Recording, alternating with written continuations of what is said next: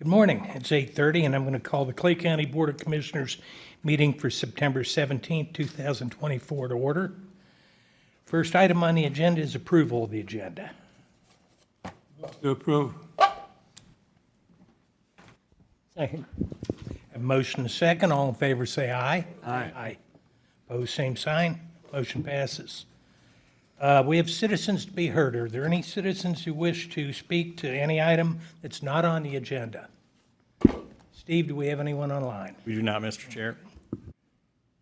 Next, approval of payment of bills and vouchers. I'll offer a motion to pay the bills. Second. Have a motion and a second. All in favor say aye. Aye. Opposed, same sign. Motion passes. Next, we have approval of minutes from September 3rd, 2024. Move to approve the minutes. I'll second the motion. Have a motion and a second. Any further discussion or any amendments or any changes to the minutes? If not, all in favor say aye. Aye. Opposed, same sign.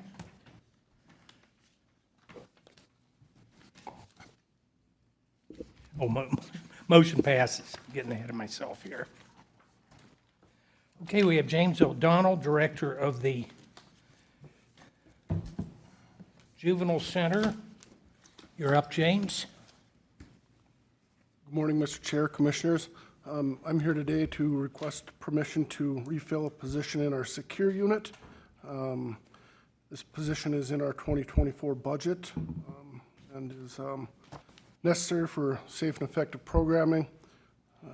The individual that's leaving us, I just want to thank him for 5 years. He did an excellent job for us, and it's staff like him. It's a tough loss, but it's staff like him that that really make our facility stand out. So, wish him the best of luck. All right, thank you. Any questions for James? Make a motion to approve. Second. Have a motion and a second. Any further discussion? All in favor of the motion say aye. Aye. Opposed, same sign. Passes. Thank you, James. Thank you. So can I just ask, James, can you, the status on your women's transitional housing is, when is the staffing going to be start for that?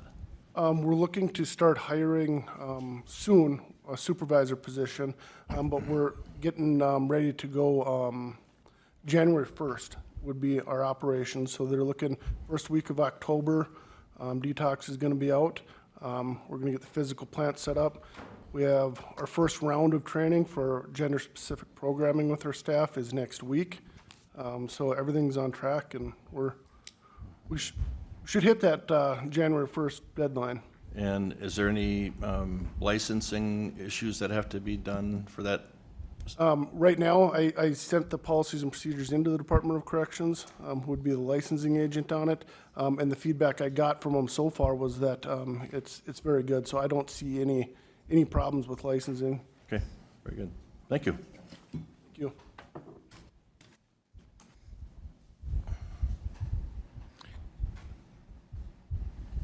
Okay, next up, Public Health, Diversity, Equity, and Inclusion Update. We're a little early and, Yep. oh, there she is. Oh, there you are. Sarah Dixon Hackey. Morning, Sarah. We're running fast this morning. Good morning, Commissioners. Say Sorry. 2 words before Sarah takes over. Thanks for allowing time today. And Sarah's been with us in multiple capacities for 6, 7 years?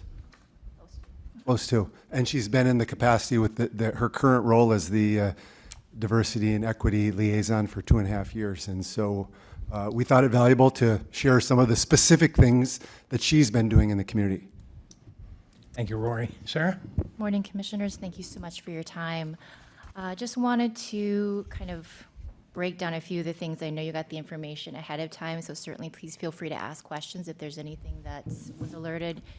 I would say that a big component, and certainly we break this into different goals, is expanding and continuing to expand our access to information. So it's really about diversifying the types of communication that we offer to the general public when it comes to our health services.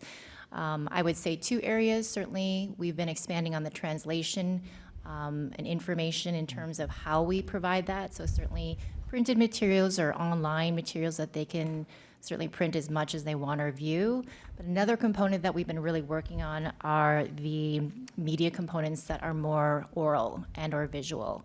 And so if you look at the bottom of the first page where it talks about communications, in particular, we've added, through our partnerships with some of our friends across the river, so to speak, some videos that talk specifically to the concept of mental health. I know we've had this conversation before, but we're really looking at breaking down these concepts into very digestible, understandable components. We've heard back from some of our diverse communities that the concept of mental health, even the term in of itself, can be a bit stigmatizing. So we've tried to look at different ways that we can bring that in a way that's less fear-inducing or that allows people to have conversations. So that's oftentimes framed in the sense of stress or when life gets a little overwhelming. What are some natural things that we can do? Or when are some signs of maybe we want to ask for some help? Another place, we did have a couple of partnerships with the Child and Teen Checkups Department. Our lead there, Kelsey, was very amenable to looking at some different ways to reaching out people. And so again, as we know, they work with a very diverse group, and this is on the first page. And so a big component of that was working to get audio recordings of reminders of checkups, of general information. Again, trying to increase the already existing utilization because the capacity for services are certainly what we want to see maximized. We did get a renewal of a small, or what I call a mini grant through Medica. So originally we were awarded about $5,000 to do some of this supplementary communications work. We revisited, asked them, showed them what we had done, and they liked the work we had done, so they granted us another $7,000 to continue on and hopefully expand what we're doing. In terms of collaborations, one of the big collaborations that I think we really worked with, if we look at last fall around this time, was the Essentia's Community Health Needs Assessment. And certainly that is a major undertaking that public health certainly partners with many other entities. I would say that we were very, successful in my esteem, and that we had some key partners step up and really hand out and then also walk people through some of those surveys, which is critical in what I would esteem a very lengthy survey that is important to the community. So you can see those 4 critical partners there that really, I think, took on this as a task. That includes Cultural Diversity Resources, Baraza Africa, New Roots Midwest, and then also the Fargo Adult Learning Center. One very quick, but I think key activity that happened this last summer in June is the longest table. I'm not sure if some of you have been involved in the past. We've seen incremental increases in the attendance, which we're very positive about. We're now seeing a little over 200 people that are attending that event. It was held at M State Community College. And the focus this year for the kind of set of questions was more around the realm of mental health. What we did see as a general trend was that people were really wanting more access to general information related to mental health services. We are seeing, of course, that continued wait lists for some people up to a year to get into provider services.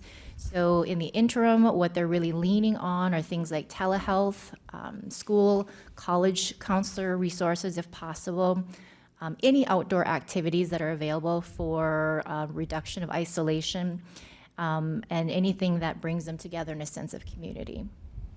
Can I interrupt really quickly? Absolutely. Thank you. So part of my committee portfolio, I serve on the Lakeland Mental Health Center Board, and I know you have a variety of partners. I know mental health access is tricky, and there sometimes has to be referrals and diagnosis, et cetera, but I do know at their clinic and at their other county clinics, they're seeing access times under 7 days. So understand that sometimes there might be a telehealth, as you alluded to, or something different that's maybe a step into what the full appointment or assessment needs are. But I know they've been really, really good at figuring out how to just get the individual seen. And so not sure if they're part of that communication. Certainly can connect you with Donna Baker, their CEO, if that's something that would be helpful. Absolutely. Yes, and I think that's a great point that you kind of brought forward, which was there's a lot of information out there, but that doesn't always get channeled to the general public.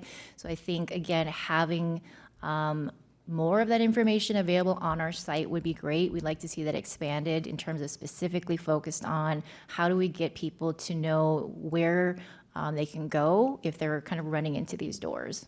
Okay, thank you.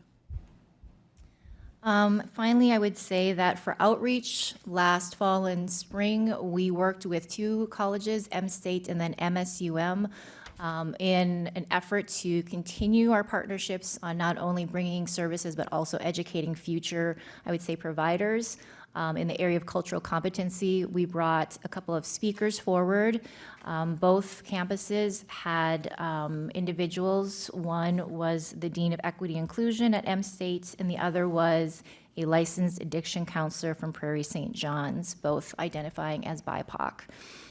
Both of these individuals spoke to different concepts related to the value of cultural competency, meaning what does it look like when we bring forward someone of a different culture? Are there different cases that we need to look at in terms of signs and symptoms or how they present, and also just the language that we use.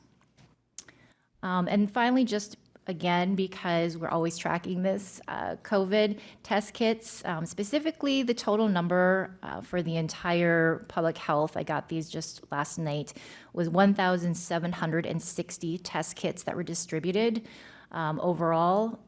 And if we look at the community partners that are listed there, they took about 40% of those. So they are engaging in that. And so our outreach certainly is giving them access to those supplies.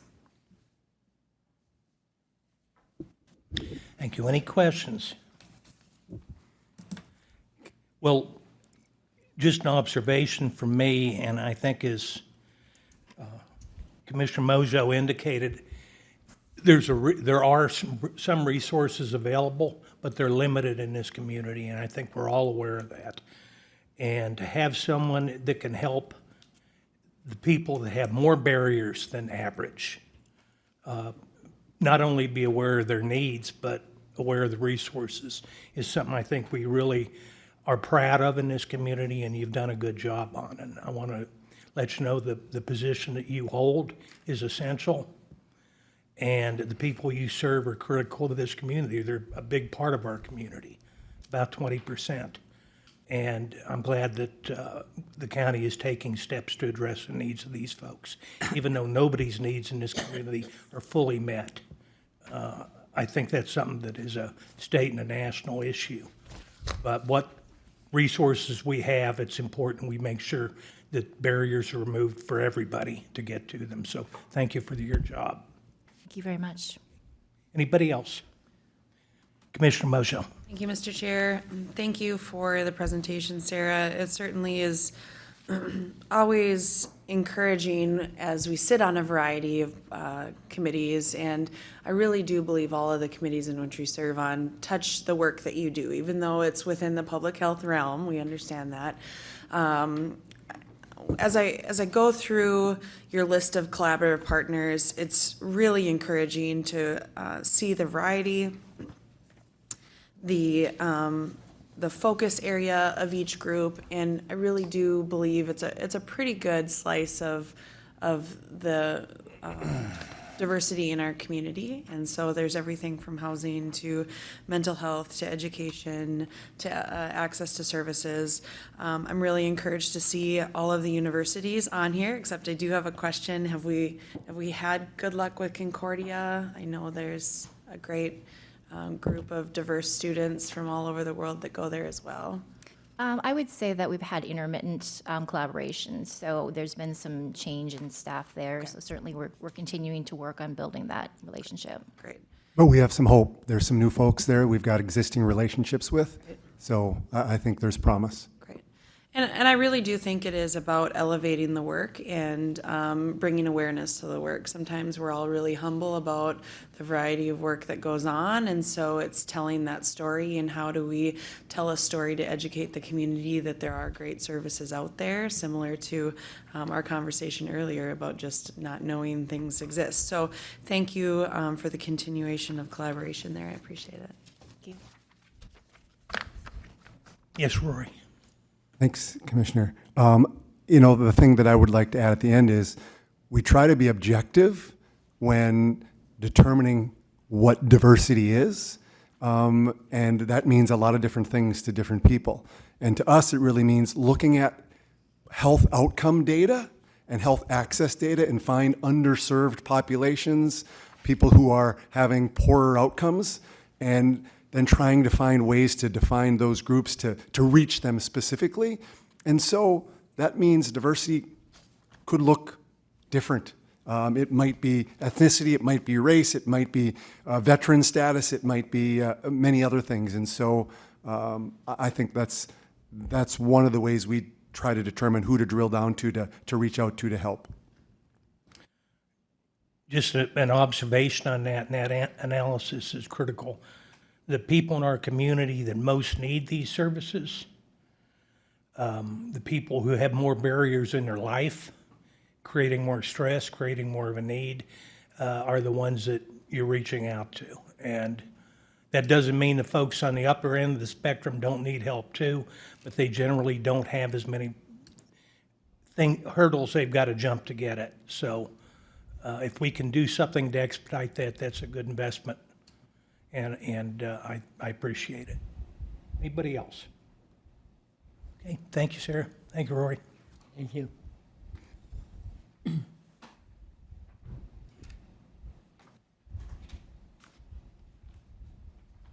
Okay, Steve.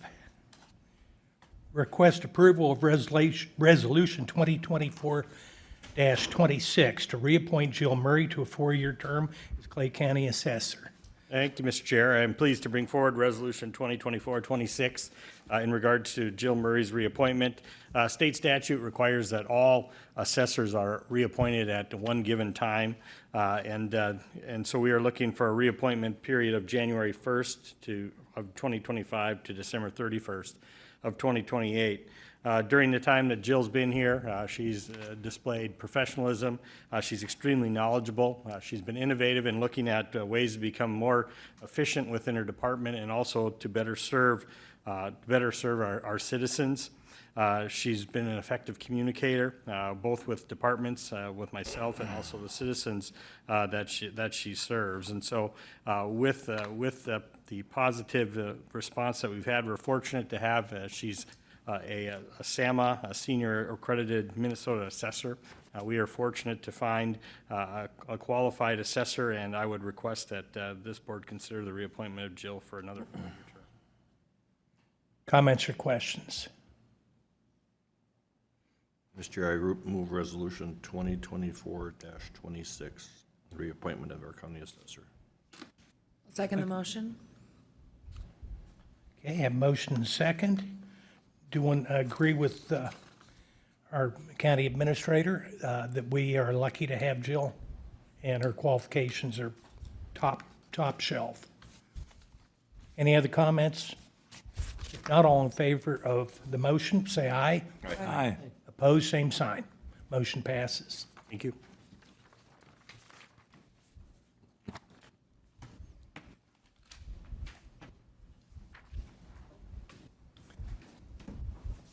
Next up, we have Jill for the assessor update. Morning, Jill, and congratulations on your reappointment. Good morning. Thank you, Mr. Chair, Commissioners. Thank you for the reappointment.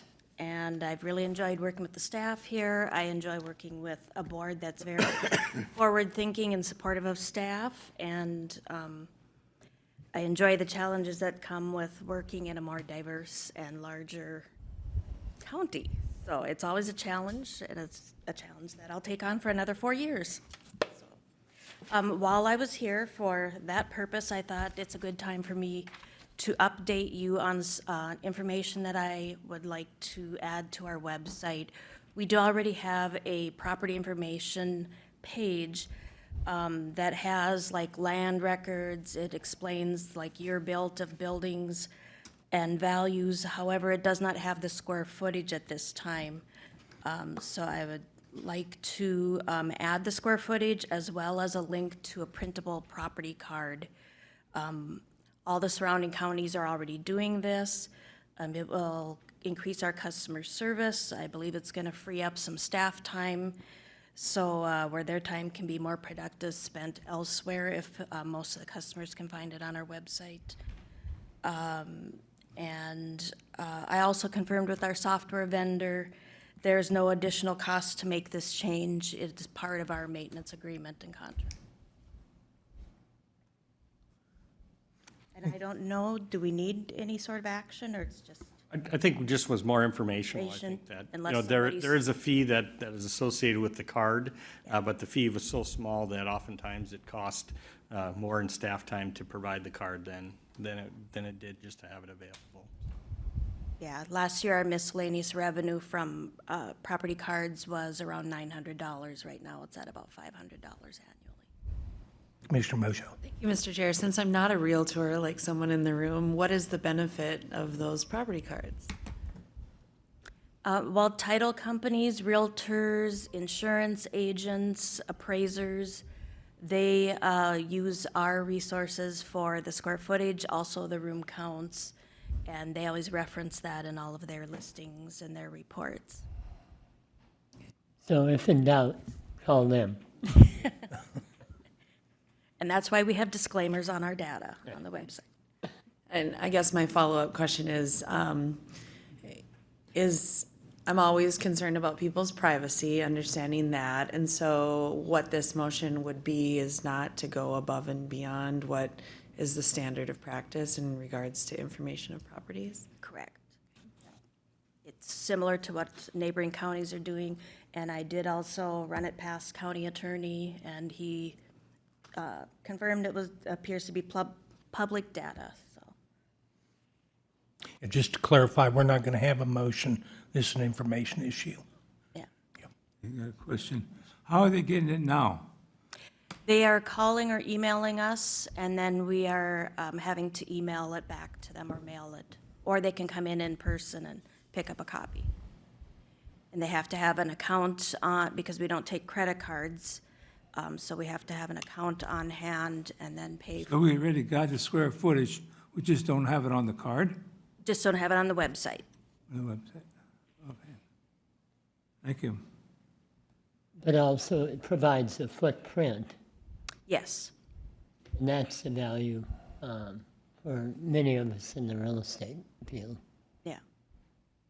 And all this data is already in our possession. It's just getting the software to place it.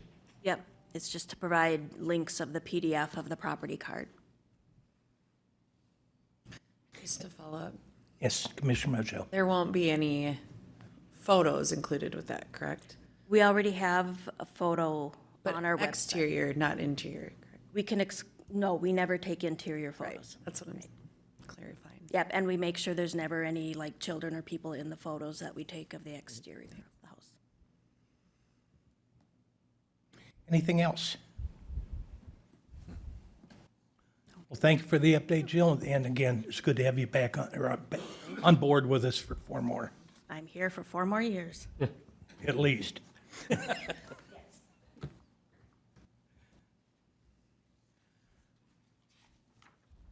Okay, Corey Bang, Solid Waste Manager, has a couple of items he's going to bring up this morning. Corey, good morning. Thank you, and good morning, Mr. Chair and Commissioners.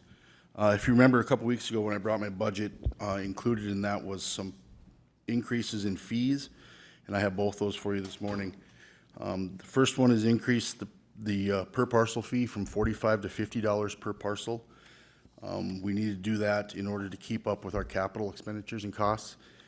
By doing this, it'll give us money in the future to pay for things like our compactor when they come due again. If you remember, the compactor went from $600,000 to $1.2 million, and that will also be delivered this week, so exciting news for us. So that would be my first request, that we can raise the per parcel fee from $45 to $50. Any questions, comments? Commissioner Campbell? Corey, the R2, the R3, the R4, R5, and R6, are those also ones that we have to give approval to because we're making a change to those? Because those are also ones that end up on the property tax statement, is that correct? Right. So, I think, Steve, I think whatever we do in terms of authorization, we should make the authorization on all of those, not just the single-family. That would be correct, Mr. Chair, Commissioner Campbell. Yes, the other price increases are as listed on the information in your packet. And then, Corey, so then moving below that, when we have these commercial, industrial, and institutional, how are those charged? Are The same way. the same way? They're Yep. on the property tax? Yep, so if you look at the enclosed piece of packet there, it says current rate and proposed 2025 rate, so that would be the increases for all of them. All right. Well, and just a reminder to the board too, these costs, or this money raised covers the capital costs of everything in solid waste, from the bond payment, the Prairie Lakes annual payment to Prairie Lakes, the equipment, internal service fund numbers that BOMAG, and then we've included the closure, post-closure in that as well, right? Correct. So, and that's like $250,000. It fluctuates, as we talked about before. Yeah, we estimated at $270,000, but it goes anywhere from negative to $400,000. If there's no further comments, Mr. Chair, I would move that we adopt the rates presented today to be on, for the proposed rate for 2025 property tax statements.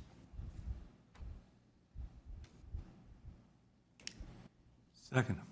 Have motion to second. Any further discussion?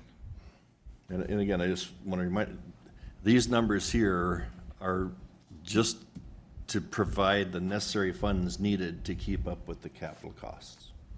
Correct.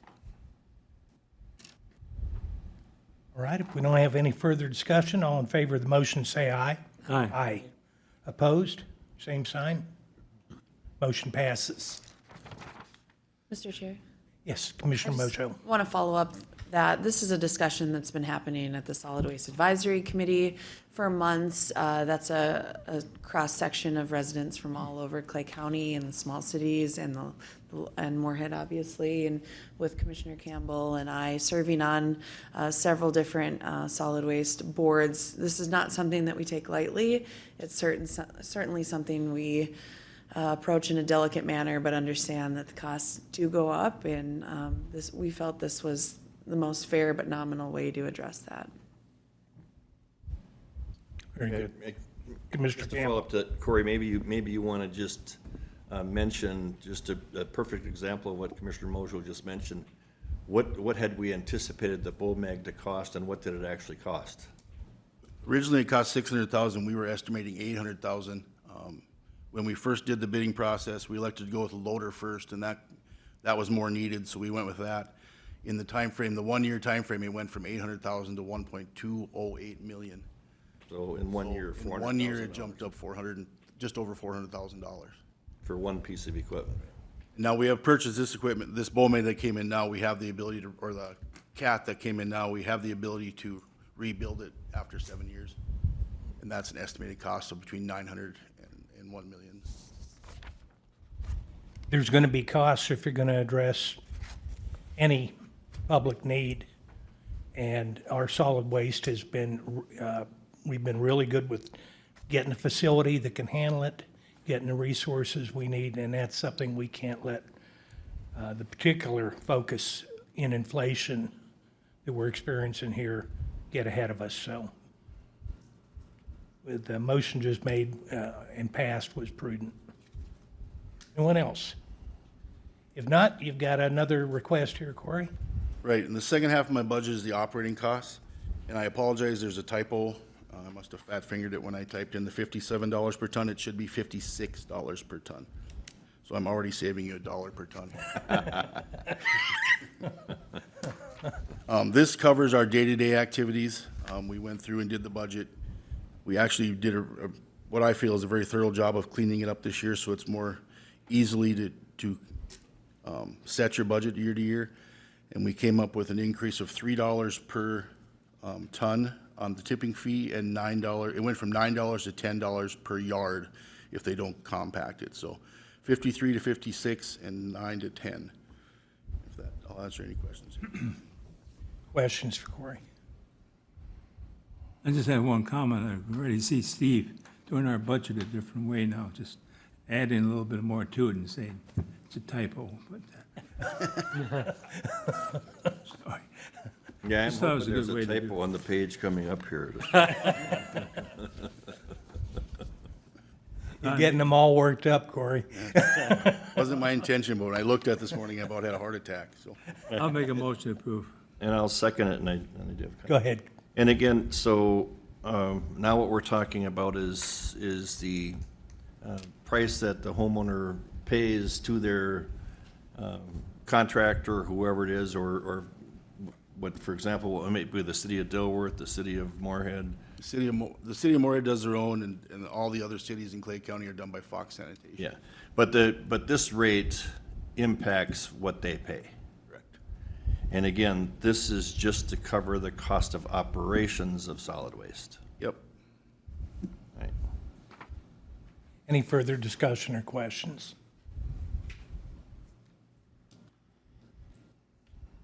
Not, I'd entertain a motion. I think you already got it. We got it. Had Oh, We got it. getting behind. Okay. All in favor of the motion, say aye. Aye. Opposed, same sign. Motion passes. Thank you. Thanks, Corey.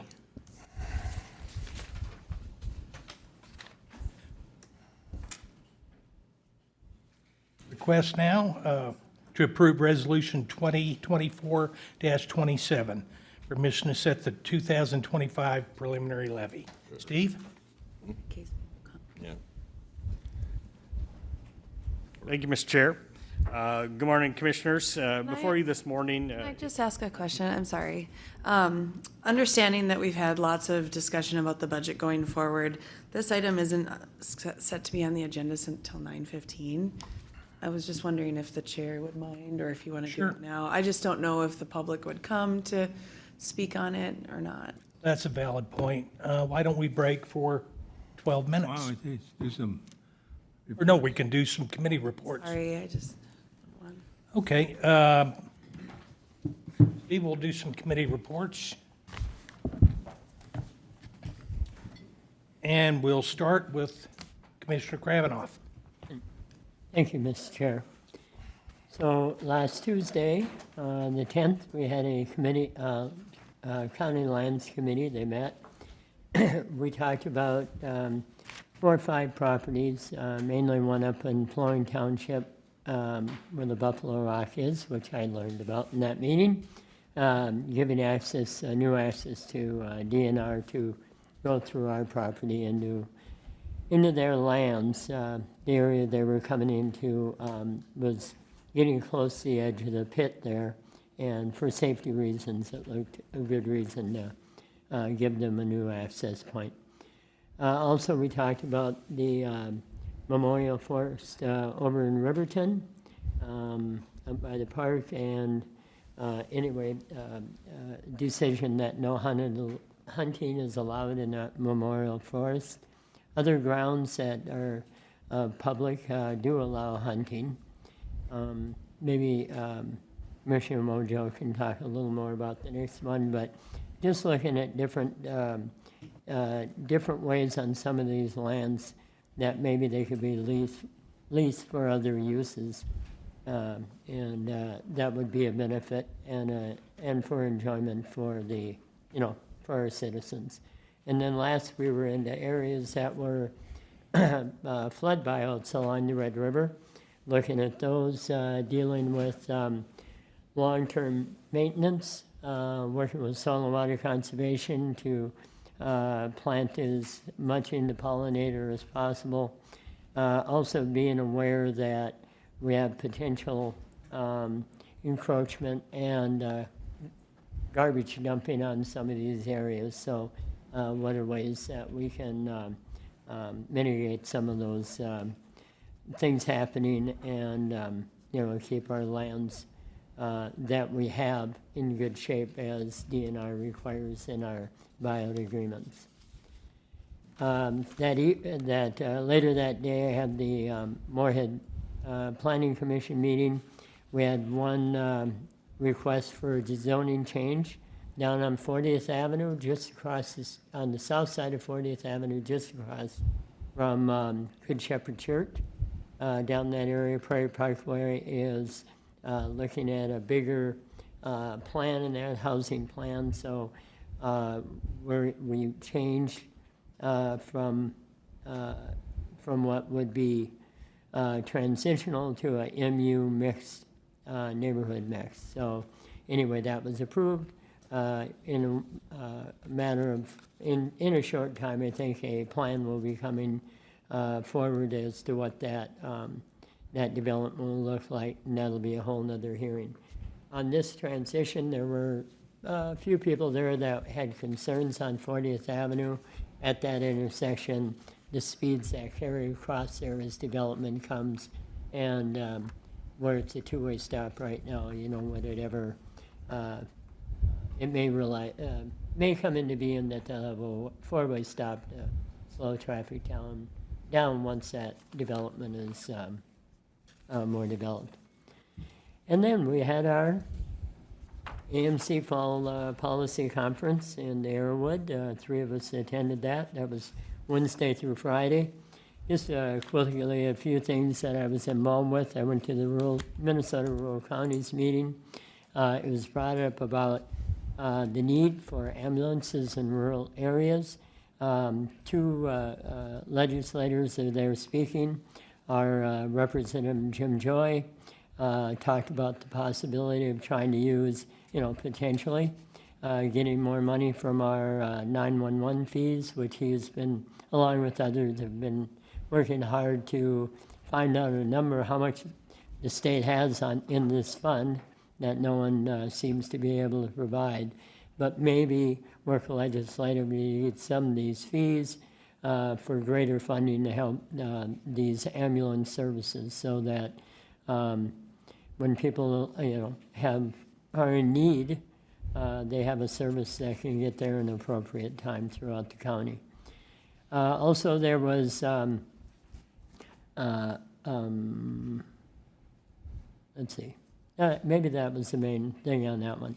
Then, as our presentations went, the next morning, we had a very good session on cannabis. The new ordinances that, for the most part, will be in place is the cannabis for legal sales, cultivation, manufacturing becomes legal January 1 of 2025. And we had presenters from our own county.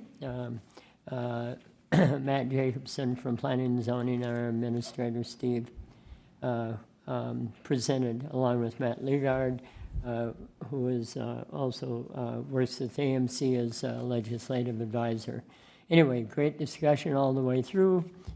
Steve and Matt did a wonderful job of talking about our ordinance that we've already passed, and I think Steve has already received quite a few requests that other counties can look at our ordinance as a working document as they make their ordinance in the next several months. My area that I work mainly with and I'm assigned to as your commissioner is with public health and human service policy. Our group got together for 2 sessions, one on Thursday, one on Friday, and coming forward with our legislative priorities in that area. They look similar to last year, with mental health focus being at the very top, high acuity being the one area of need statewide that we lack these treatment facilities. And as we work here in Clay County, we are, doing our best to see if we move forward on getting a new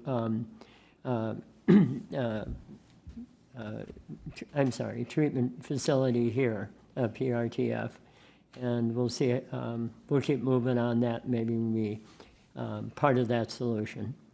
Also, another one that came up, it goes back to cannabis. That was, how are we going to handle that within public health and also human services from the mental health side of things. There had been $10 million provided for cannabis prevention by Human Services Finance, and $3.6 million of that was pulled away this session. And so anyway, the counties will be fighting back to get that money, knowing that prevention is going to be incredibly important as this comes into place. The counties may be, they will be in charge of a lot of the regulation, registration, inspections, and law enforcement as they come here, and that's, there's going to be definitely funding needed to assist us in that as cannabis growth and also sales increases over time. And then the last part, our third main priority, was something that we've talked about for several years, and that's the social service information system needing modernization, and it's so old and antiquated that it takes more, we have our professionals working more time on bringing in data to the state than they are able to work on caseloads. So trying to get a new system so that they can do the job they're intended to do. I think that was what I got out of the conference, and I know others will be sharing. So that concludes my report. Oh, I do want to make one comment, if I may. Sorry, I've forgotten. Also this afternoon, a 1 o'clock Public Health Committee is getting together, and we're going to be discussing something I talked about a month ago or 3 weeks ago, in the discussion about should Clay County consider prohibiting the sale of flavored vape in Clay County as part of cannabis sales coming in. That discussion they'll have this afternoon when we meet, and then I'll kind of leave it to the group. And Kathy is presenting, correct, at our cities and counties on Thursday? I think Jason McCoy is. Okay, just and getting maybe an update, and potentially, maybe we could have a little discussion there about this too, so. Thank you. Commissioner Mojo. Thank you, Mr. Chair. Last week, I also attended the County Owns Land Committee. It was well covered by Commissioner Krabanoff. We talked about the Felton Prairie, the access plan. That seemed to make the most sense on that piece. The discussion about not allowing hunting in the memorial forest. Certainly, county-owned properties are open to hunting with the exception of a few, and this seemed to meet one that needed to be part of that exception. There's a proposal from a local motorbike club that is interested in the potential of leasing a county property, the Riverton Township. So the committee had a discussion on how would we send out an RFP for lease of lands that we don't have an immediate need for, certainly are not interested in selling, but how could that work if the proper legal insurance requirements were met. So I do believe we'll have further dialogue about that. It really does seem to be a good fit since that property is located right next to a state park. It's an opportunity to have some sort of economic development that fits within that area. We talked about mowing in Crestwood. There's some issues, as alluded to, of property owners out there storing their own items on county property. They've not been responsive to moving those, so I'm trying to get, just rack our brains on how is the best way to move forward with that. And then talked about the additional walk-in pollinator habitat opportunities. We then, that afternoon, had Commissioner Campbell and I were on the ordinance review committee. That was a very long meeting, talking about the ordinance updates and what seems to make the most sense. It's really a line-by-line item, and tried to figure out the best way to report on those changes to you. We really need a red line document so that we can show you and keep you up to date on all the different changes. Nothing really drastic, but certainly if there's areas that we seem to be having significant variance requests on that, maybe there needs to be an adjustment in the wording there, little things like that. Talked about billboard signs and setbacks and all of those components. So Steve will be working with Matt to get that forward to us. I'm not sure if it is to the level of work session components, or if it's just giving you a bulleted list of the changes before it comes to the board for a decision, because there's a lot of changes, but nothing magnanimous, I don't believe. And then I just had the privilege of watching some of Clay County's finest kiddos at the state 4-H show last week, and I know that you all are really proud of all of the young people in our county, but it's always great to see such wonderful people representing Clay County in a myriad of ways. So that concludes my reports. Thank you. Steve, we'll go ahead and pick back up. You're up on our 2025 preliminary levy. Good morning, Mr. Chair, Commission. Before you this morning, for your consideration is Resolution 2024-2027. If this resolution were to be approved this morning, it would really do two separate things. One, it would allow Ms. Johnson the ability to certify the preliminary levy by state statute requirement of September 30th deadline. And it would also establish the maximum amount of our citizens of Clay County could be assessed for the 2025 levy. It's important for our citizens to know and understand that once the preliminary is set, the levy can only be adjusted lower. It cannot be adjusted or increased. Administration, the auditor, department heads, and commissioners will have the opportunity to review this preliminary levy and make recommendations to change it prior to establishing the final budget, which is proposed right now at December 17th. Citizens will be allowed to provide feedback on the preliminary levy at the Truth and Taxation on November 26th at 6 p.m. Again, just a note, this is an earlier time for both our commission and our citizens based on the timing of the AMC annual conference, and also ensuring that we have all 5 commissioners present during that Truth and Taxation time. The budget process started back in the last week of May with our department heads receiving their budget packets. They had till roughly the week of the 4th of July to hand those documents and budgets into our auditor. She then composed those all together, and we began going through our departments with our department heads one by one, ultimately being brought before this board for your view and potential comments.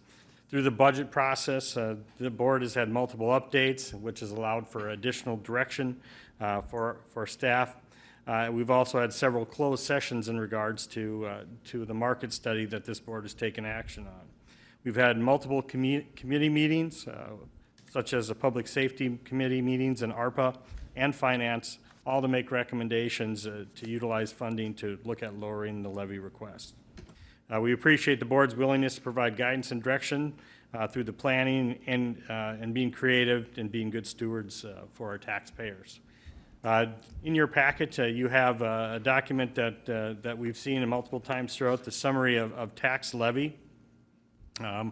We've gone through this multiple times, but just going to provide an update, and if you have specific specific questions, you certainly can ask. The net levy increase that we will be proposing this year is 4.62%. Just as a reminder, within this budget, that includes a 3% COLA, a 3% market study grid adjustment, the steps for longevity for our employees, a 9% increase of insurance, $250,000 for future insurance needs, as this is the last year that we have a cap for our insurance. There's new requests of $227,316.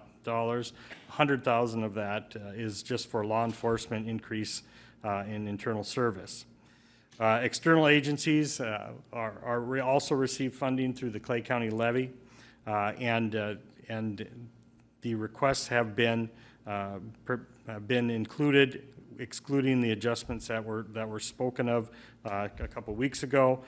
So the MOA extension document does not include it has the 0.8 position, but not the 0.85 position. And the chamber, the West Fargo Chamber and Greater Fargo-Moorhead EDC request would remain at $185,000 and not the $250,000 that was requested.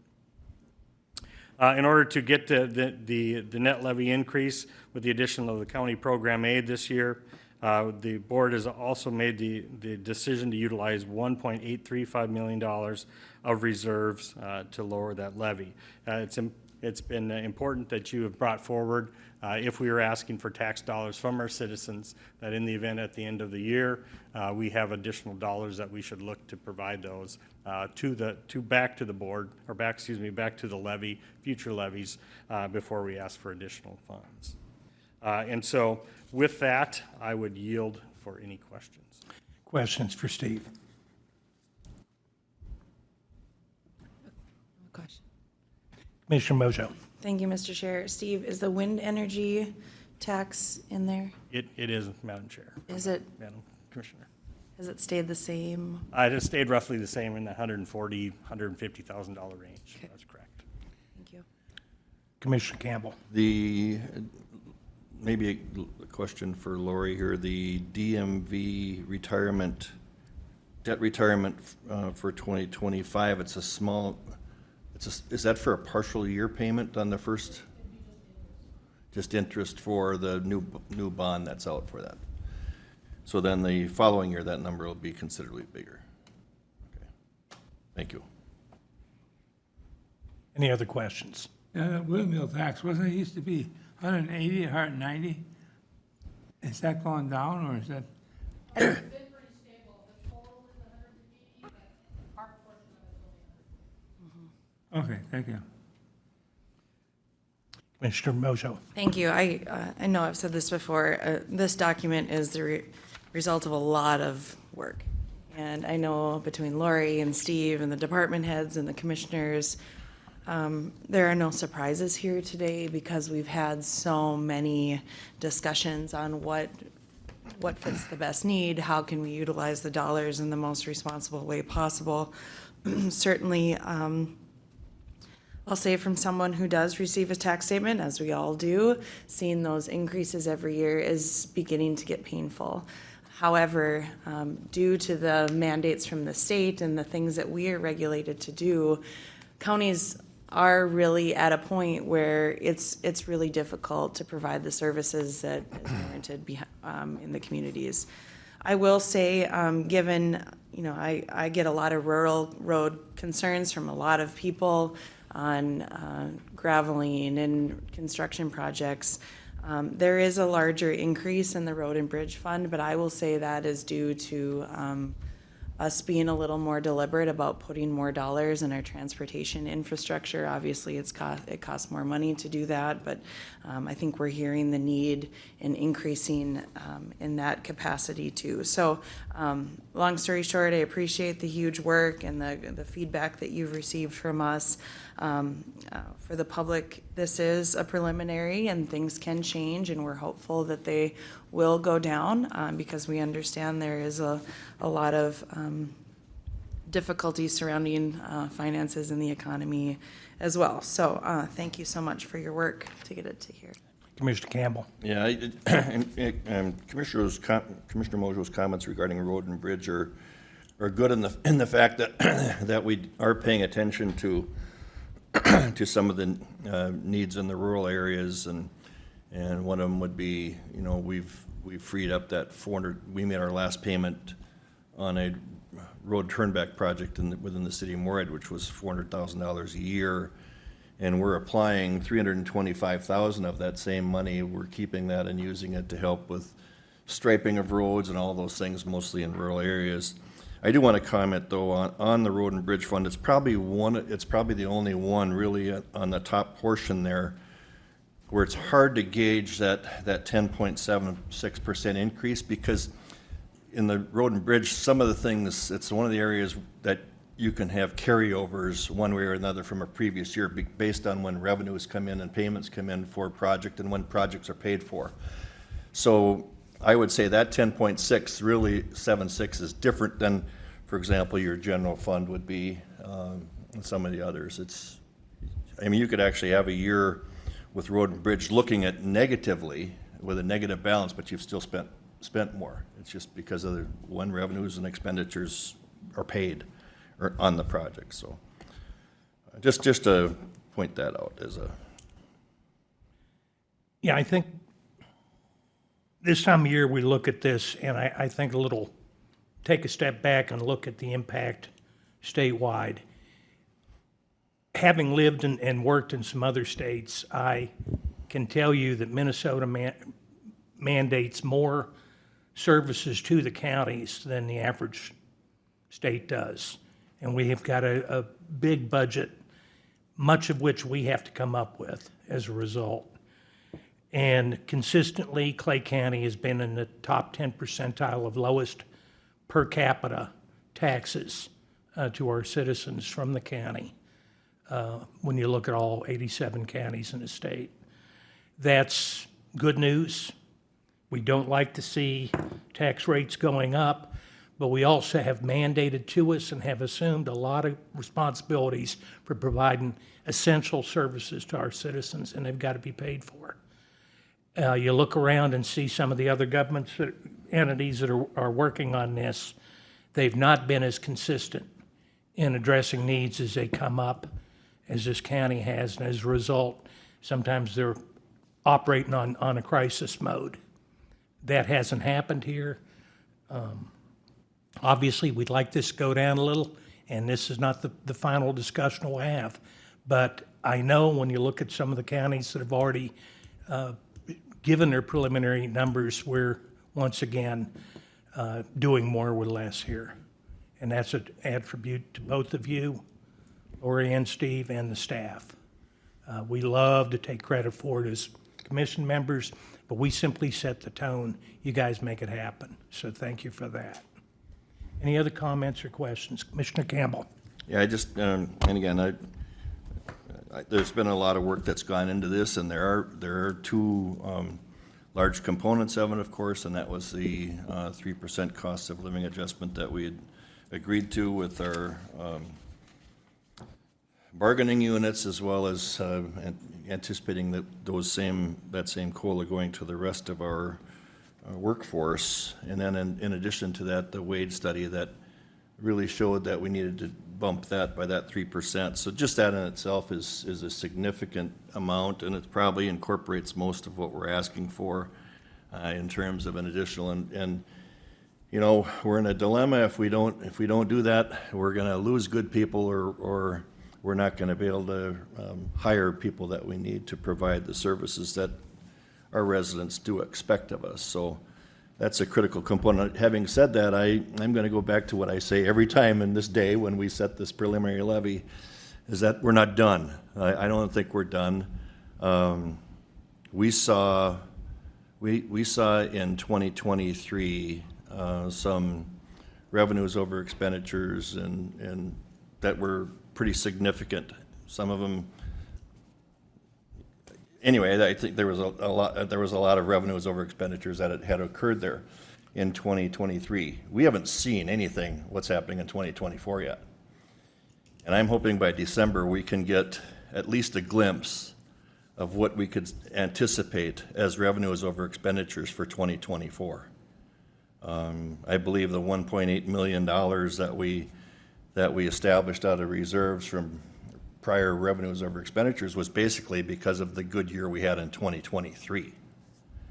And it had nothing to do with revenues over expenditures for 2024. So I think we need to still be able to look at that.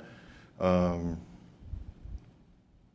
always in favor of bringing that 4.2 down, or 4.62 down to something lower than that. And I'm going to harp on that till December 31st.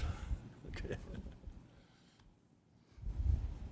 I'll make a motion to this, to the preliminary 4.62. I'll second it. I would ahead. like to make one comment, and I'm not going to repeat what's already been said, but I do appreciate to staff and to everyone on commission here the amount of dialogue we had with this, and I guess for having looked at this for the second year, I'm with, we'll look to find our places to lower it if we can. But I do think that, in my view, there's nothing here that isn't warranted, and I think every bit has been vetted to do the best we can. I really appreciate all the open and honest conversation that we have. Thank you. Any other comments, questions? If not, all in favor of the motion, say aye. Aye. Aye. Opposed, same sign. All right. Thank you, Commissioners.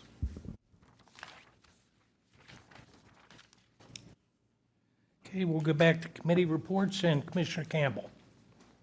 Thank you. Lori, thank you too for your work involved with this. Okay. Let's see, on Thursday, September 12th, we had, oh, wait a minute, I got a meeting before that.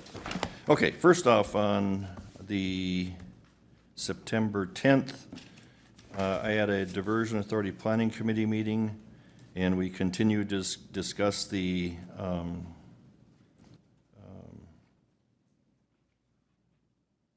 hiring of the new administrator, and then we also talked about the future COLAs for, so the Diversion Authority is going to have its own pay grid system moving forward. But yet it's still going to be tied and put under the Cass County HR policies with an independent grid. And so we've had a lot of discussion. There was a lot of discussion in the planning committee about how we should establish a COLA for that group, because unlike Cass County by itself, it's a entity that has 4 partners: Cass, Clay, City of Fargo, and City of Moorhead. And there was some discussion that we should just have it be the same as Cass County's annual COLA, and I suggested that we should follow the same thing that we've done with the dispatch center, which is a blend of the 4 different entities. In other words, you take the average of those 4 entities, and that becomes the COLA for that group. And so it was kind of divided amongst the planning commission members, or the planning committee members. And the recommendation moving forward to the Diversion Authority Board will be to follow, for COLA purposes, to follow the same formula as that we do with dispatch.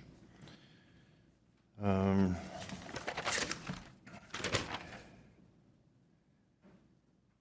then I think we're looking at, I believe we have interviews scheduled for October 4th is the first meeting of the interviews, and I think that right now, I believe there's 6 potential candidates, or candidates that meet the qualifications that went through the screening process.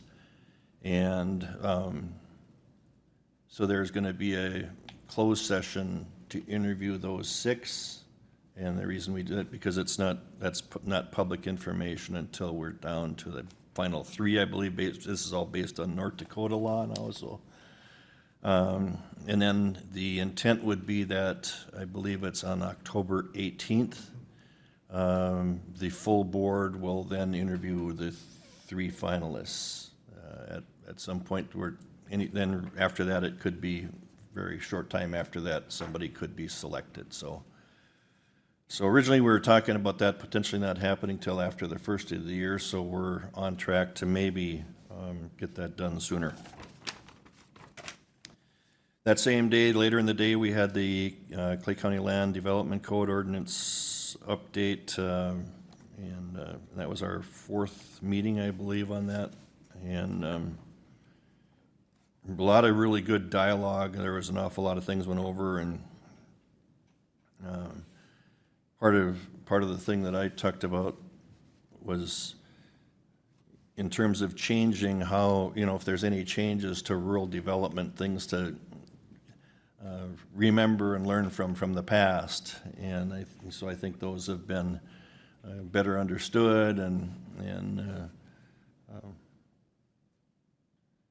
we like to preserve our ag land, but at the same point in time, we have an awful lot of kids who in this area who grew up on farmland, and they go away and they go to college, and maybe Commissioner Moser would be a good example of that. And they come back and they grew up in the rural area and they want to come back to that same lifestyle. And we need to be able to have places for them in those rural areas to go. And that's why years ago we did increase the ability to, I think we went from 1 to 2 homes on a 40, I believe it was. So, so anyway, there was some dialogue there. And then I did ask, and Commissioner Moser mentioned it too, that we really felt that for those of you who haven't gone through those long, extensive meetings, that you be provided with what we started with and where the changes are in the red line version. So you'll be able to see before you vote, this is what it was, this is what's being proposed. And then it'll give you the opportunity to ask questions and move on from there. So that was a meeting. Then of course, on Wednesday, we traveled to Arrowwood for the conference, and on Thursday, I had our policy committee meeting on transportation. We had a really good presentation from a Bowser employee regarding local government road wetland replacement programming. We got a little update on broadband, but what I wanted to bring up on regarding the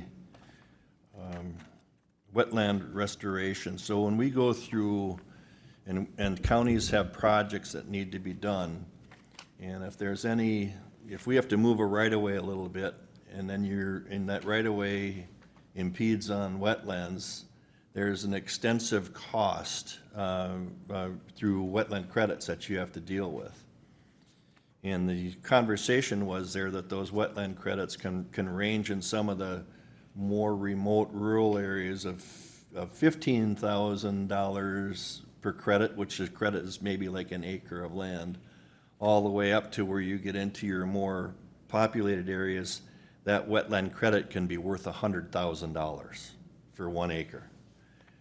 So one of the things that I thought about there is, as Commissioner Moser, and I don't know which other commissioners on our county-owned land.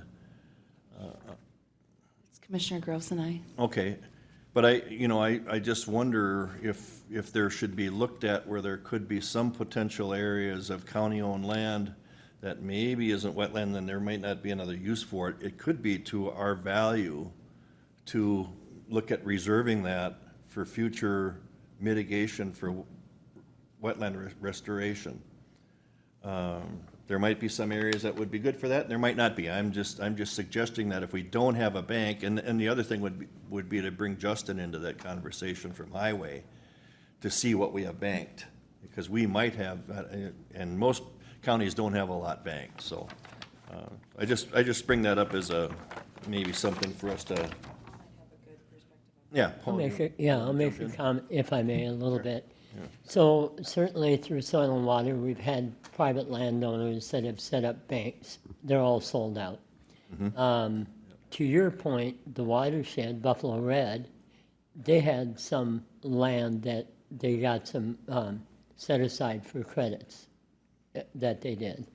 And they get to, and I don't remember what the number is, but it's small, maybe 17 acres or something in that range. And then there's been times where to make a project happen, you know, they could sell those credits. In your case, you're talking about, so we'd have the credits for ours, but if we aren't using them, then again, we could sell those too. But I think it's definitely worth looking at with all the lands we have.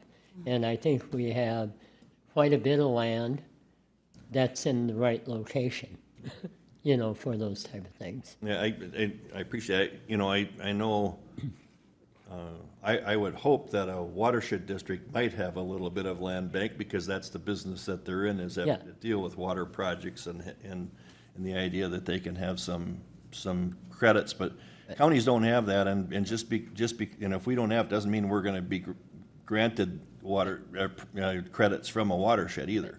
And DOT has to buy them too. And that's right. So, yeah, I mean, you can, for example, if we had 5 credits, you know, in Clay County, and a project's going on in the metro area that they need to find credits, Yeah, you know, that could mean $500,000 to us, yeah. So I would, if we didn't need them ourselves. yeah. I would suggest maybe, you know, that committee or whatever committee seems appropriate, you know, maybe through zoning even, you know, that we have that discussion with Bowser. You know, Yeah. and they could lead us toward that. Yeah, anyway, so that was the first thing I thought of there, and again, Justin, our highway engineer, should be involved with that too, because he has an idea of how that can impact our road projects. And then we also had a segment on, you know, there's significant changes being made in Minnesota regarding emissions and how that impacts road projects. So the whole idea of it is to reduce the amount of time combustion engines are running. That's really what it boils down to. And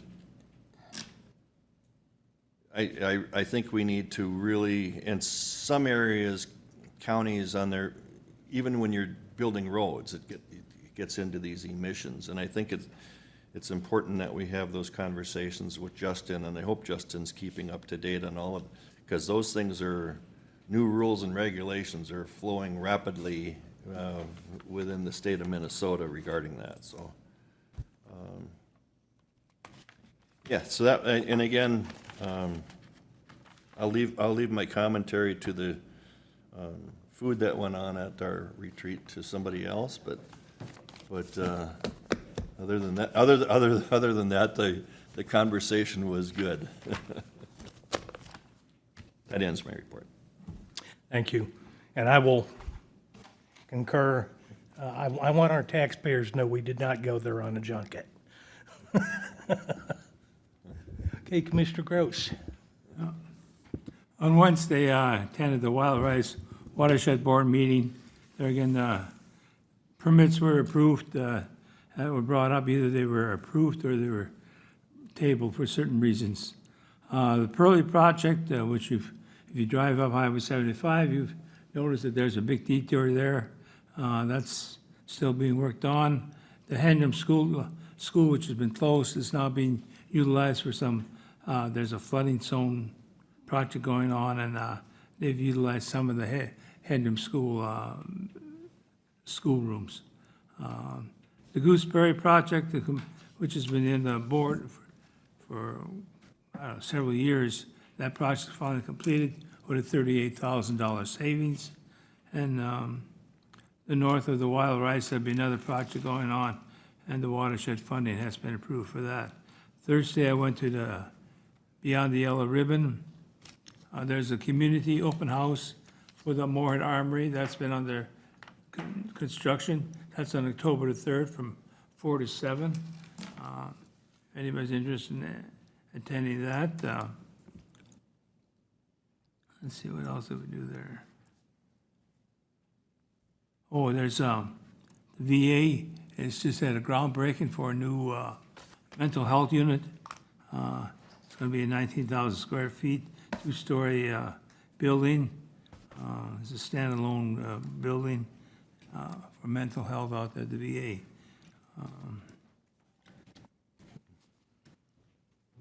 And they're also working on the next honor flight.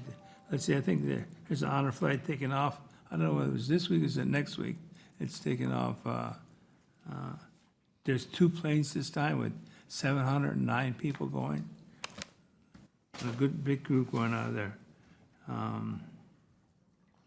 Okay, and then Friday, I attended the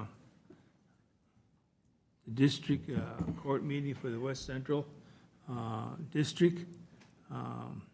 Judge Jade Rosenfeld presided that, and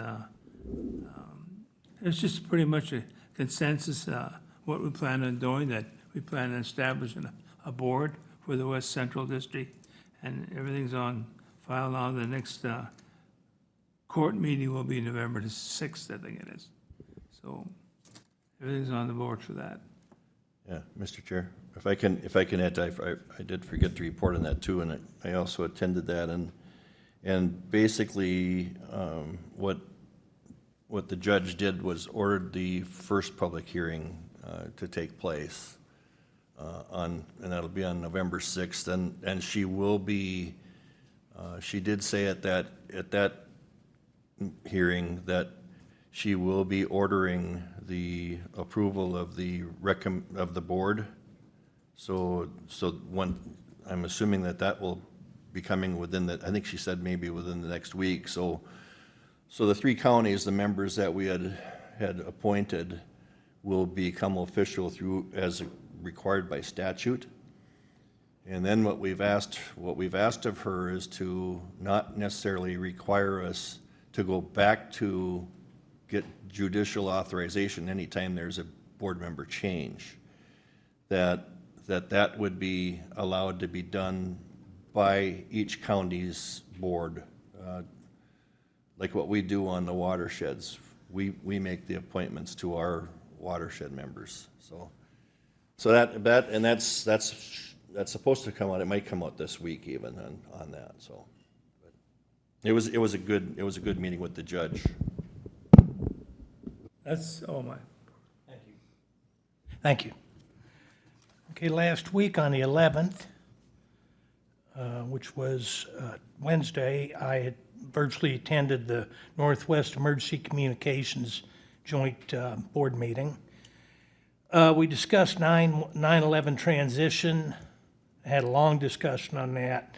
It was also a major item I'll get to later in the policy conference, but there's going to be need for funding, and there's going to be a lot of transitional needs for equipment with all the jurisdictions around the state, and that's got to be planned for. We also discussed the school mapping program that we're looking at establishing, to where schools throughout the state, there'll be digital GIS maps available to emergency responders of all their facilities. This is going to be really good news, I think, for emergency response and first responders, but it's also a huge burden on a lot of the states or the counties that are not prepared with GIS data. We are, and that's an attribution again to staff. They've done a great job on that, but finding funding for some of the other counties to get this done is going to be something we need to look at. Also discuss the contract with Headwaters Regional Development Commission, which oversees administration of the Northwest Emergency Communication Board.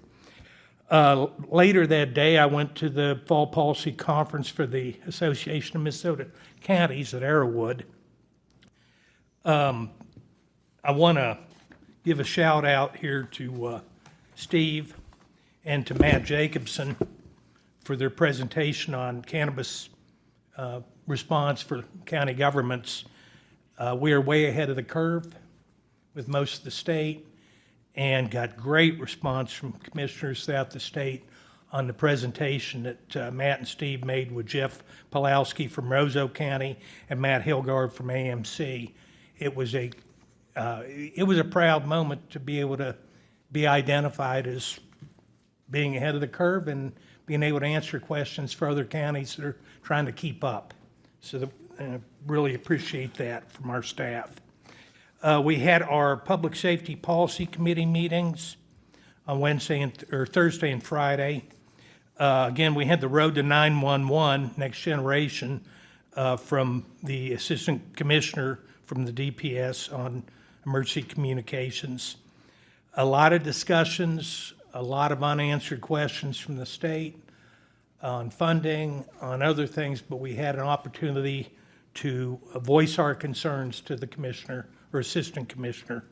Hopefully, we're going to have some productive conversations. There's still a lot of things that are underway, one of which we're still waiting for a mediator that was promised a year and a half ago on the technical committee I'm part of, trying to change the 911 statutes in the state to update them from 2 generations of technology ago.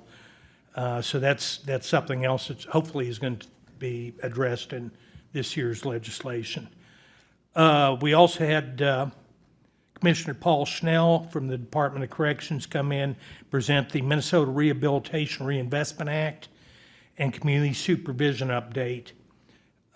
There were many discussions about the changes we're having, and it's going to be a pretty big learning curve, I think, for DOC. But if the Rehabilitation Reinvestment Act works, it's going to get funding for some local resources to the various counties, and it's going to be best for our community, best for people who are incarcerated, giving them a clear path to rehabilitation. We also had a lengthy discussion on EMS as an essential service and legislation that we may want to do, and a lot of that had to do with rural ambulance, which is an issue that was touched on by the last session, but certainly not a statewide response. The next day, we set our legislative priorities. A lot of this is going to resonate with Commissioner Krabanoff because we have a lot of overlap with public health on what we think is a priority. Our first is mental health needs of adults and juveniles. And that's included in the language, and that's what we're going to go forward with on setting our request to set this as primary policy for AMC. The PRTF would be a big part of that kind of legislation. Looked at 911 funding. I won't go on a rant, I promise, but funding from 911 bills, what you pay on your monthly statement to your carrier, it's still a mystery. And they've actually cut that back a couple of years ago, and there are PSAPs, there are communication centers in the state that don't have the money to maintain their equipment and personnel. So that's going to be another legislative challenge. EMS services and 24/7 rural ambulance. There are parts of this state, and not in this county, thank God, but parts of the state where people have just quit calling 911. If somebody has a heart attack, they throw them in the car and head for the hospital because response is sometimes over an hour. And we need to make sure that across the state, these services are provided. And then AMC is going to hopefully help us seeking full funding for the community supervision, for core supervision services for corrections, community corrections, and that's been put into law but not funded. So we don't get the funding we need to do those services. So that was our public safety priorities, and we're going to have our regional meeting, and everybody's priorities are going to be brought up, and we'll have a vote to see where the AMC wants to go with this.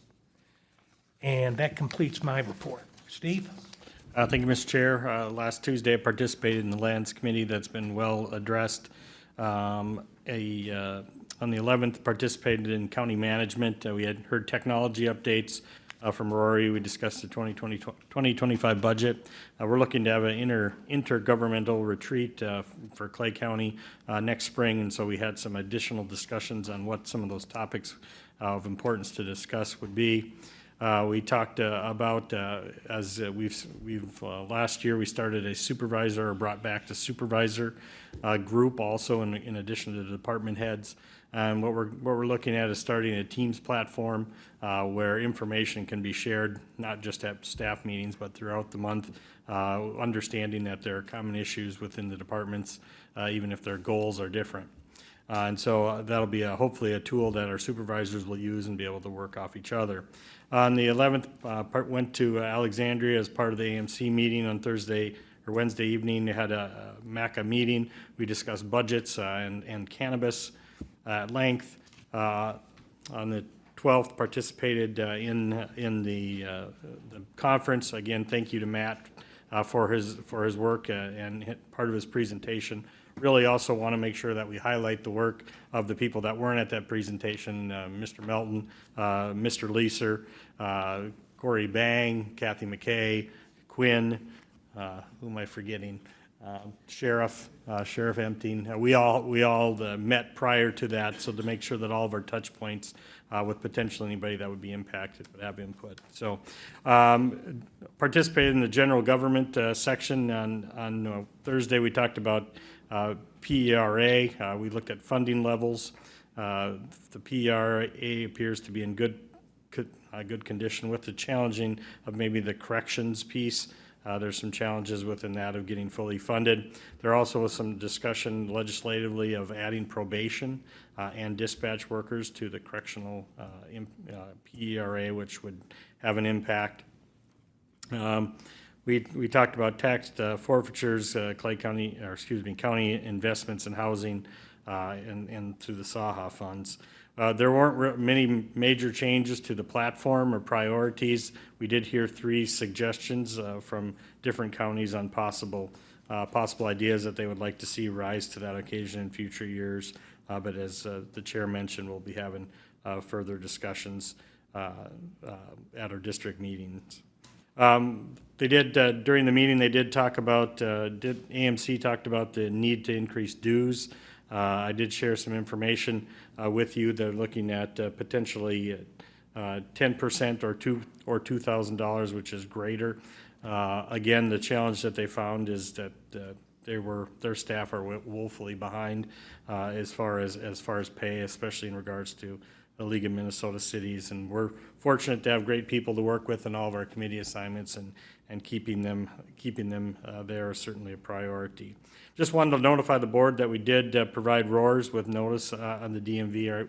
We anticipate being out of the Morehead Center Mall location on October 25th. Joe is going to be working with Roars. We're going to take any material that we put into that building that we feel can be useful at a later time out of there, but we'll have a walkthrough and essentially turning it over at that point. Just a reminder, we have a rural city county meeting this Thursday at Glendon from 4 till 6. If you have any agenda items that you would like covered, please let me know and we'll have it added. And that concludes my report. Thank you. Brian? Jackie? Anybody else? Any additional business? All right, we're adjourned. Thank you.